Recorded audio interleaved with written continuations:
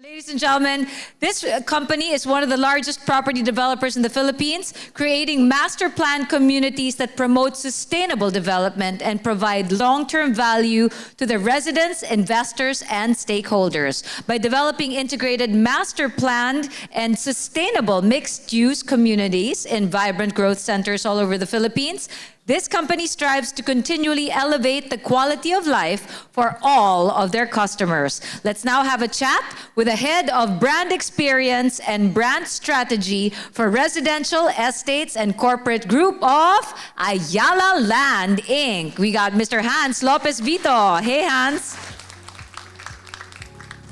I was saying today we have the giants in their industry. Earlier on we had SMDC, SM Prime, we had RLC, and we got Ayala Land. And when it comes to sustainability efforts, it is a win-win-win situation for everybody. Agreed? Oh, sorry, let's check with that mic. Yes. Definitely, I agree with you. We're not competitors here in this room, like what you said. We're all here working together. The more of us who do this, the better it is for the Philippines and for the world, really. And having said that, Isa, I just want to say that even though I'm the only male this afternoon, in many ways I'm an honorary woman because I have 5 sisters. And I'm the only son. So I'm one of you. There you go. Hey, that's embracing talagang championing, diba? The female leadership. You gotta love that as well. So Hans, okay, let's talk business. How does Ayala Land integrate sustainability in your, not just projects, I don't want to talk projects yet, but in your business model, how you actually run the business? Well, I think that's a very important question. First, maybe we need to begin with the facts. The fact is that there are impacts to the work that we do as property developers. Specifically, when we're starting with land assessment and acquisition, there's an impact. There's emissions from the change of land use, all the way to master planning and design, to construction and delivery, and operating the property. There are emissions that come from the change in land use, from value chain emissions, all the way to emissions that come from just the daily operations of a property.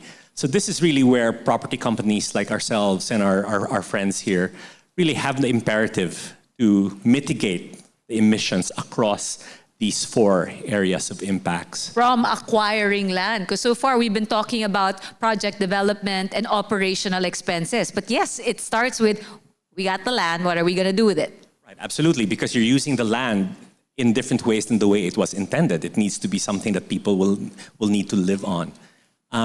Having said that, we have a very holistic view of sustainability.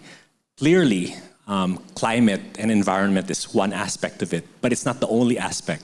At Ayala Land, we have 4 focus areas when it comes to sustainability. The first one is what we call site resilience. The reality is today that the environment is different now. So what we need to do really as a property developer is to make sure that we are able to strengthen the site itself, to make it livable despite the realities of climate change. It's raining all the time. It's also quite hot. What we need to make sure is that there are enough green areas to be able to absorb, for example, floodwaters. We talked about vegetation and flora and fauna. Indeed, endemic and local species are really important because it helps maintain biodiversity. Road going there, getting there. Accessibility is important. Andun pa. Okay, Pedestrian sorry. mobility and connectivity. Who has heard about One Ayala here? Have you used it? It's important that people are able to get around. We talk about 15-minute cities for sure.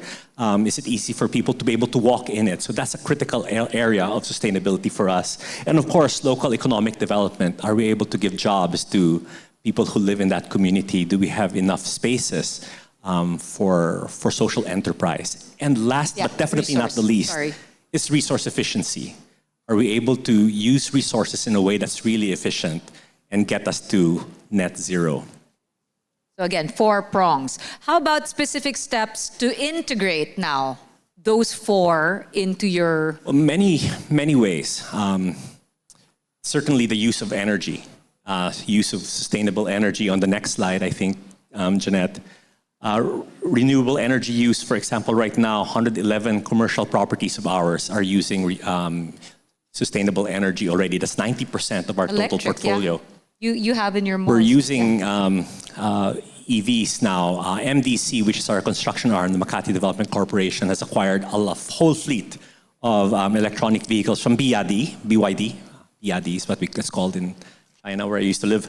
That's really important for us. We're decarbonizing the supply chain, and of course, carbon forests. Right now, it's important that carbon forests are not just there, but they are also really taken care of properly.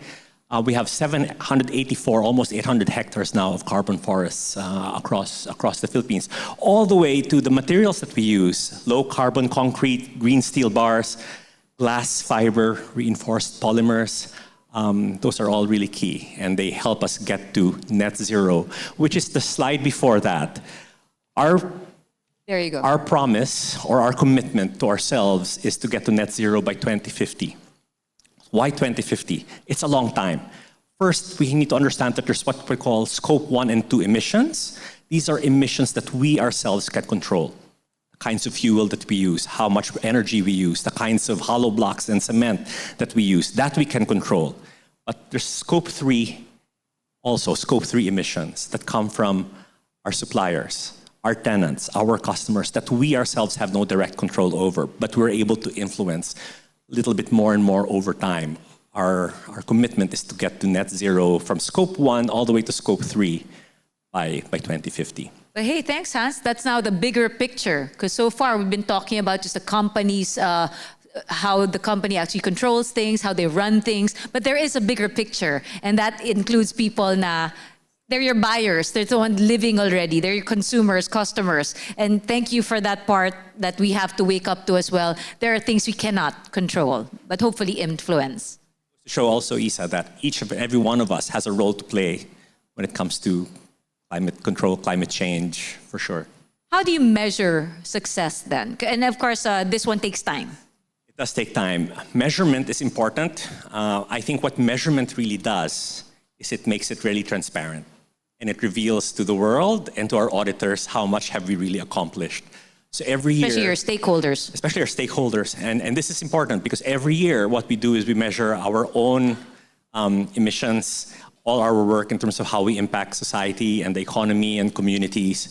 We're measuring it based on standards that are quite aligned globally among different measurement agencies. And more importantly, they're audited, not just internally, but externally as well.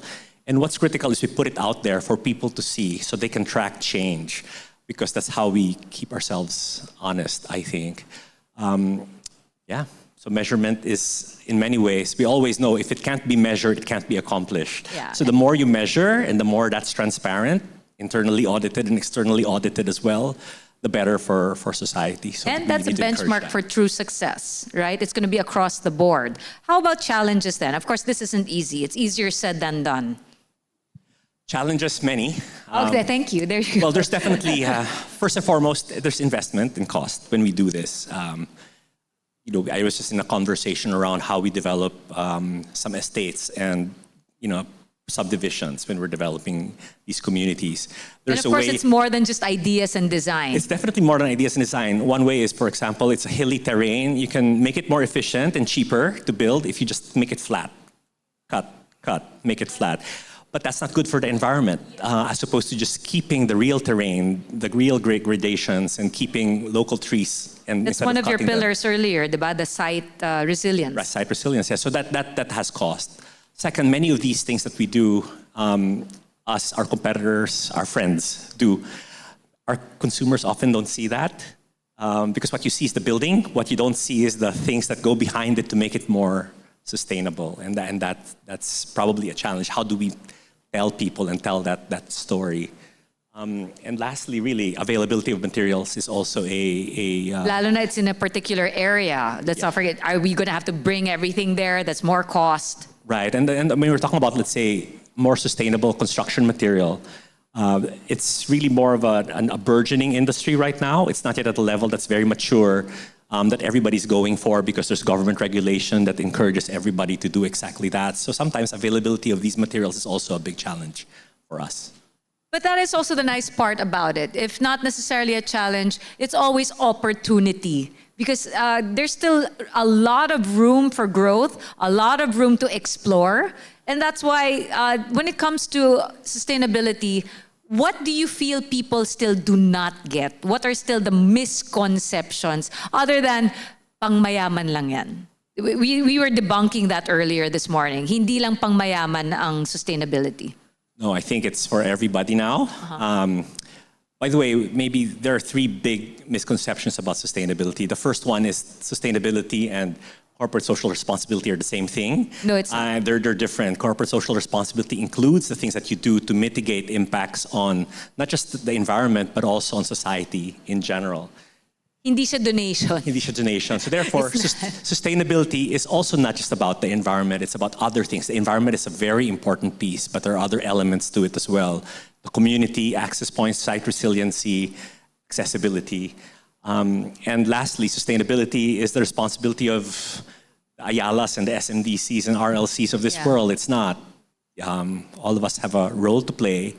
In the future, many of you here, young students, will be buying property. Look for the property developers that are accountable. Not just buying. These are architecture students. They're your future employees. Yes, Diba? Mga future employees. Yung mga kausap natin. Diba? So it is. Everybody has a role to play. Punta kayo ng booth. May mga booth sila para maka-apply din kayo. Okay? Kuha kayo ng mga flyer. Diba?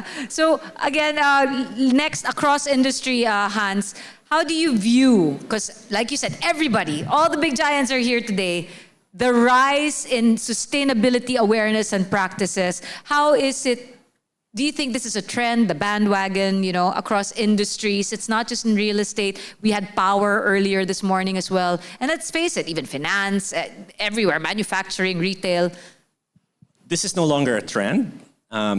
Maybe a few years ago, people would think it would be a trend, but it's not. We feel it now. There was a survey just released a couple of weeks ago from UNICEF, where they surveyed young people in the Philippines, quite a big sample size, and they essentially said that their top two concerns among Filipino youth today, number one is environment and sustainability.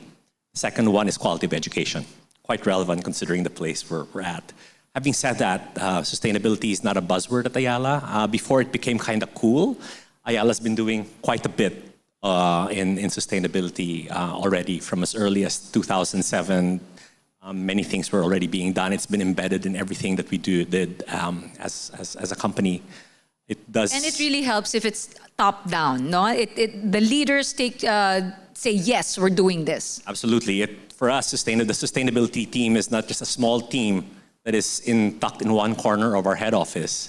It reports directly to our president and CEO, Mian D, and it also has it answers to a board level committee that focuses on sustainability. So you don't see a lot of boards that have a sustainability committee, but at Ayala Land, that sustainability team answers to the board.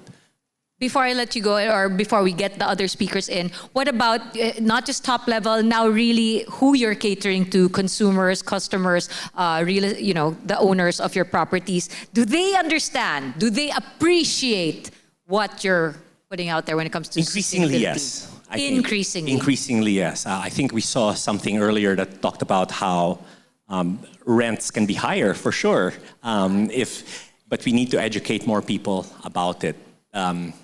I was having a long chat with Philip over some cocktails a few weeks ago. The challenge with sustainability is a lot of the truth of the things that we do is very technical.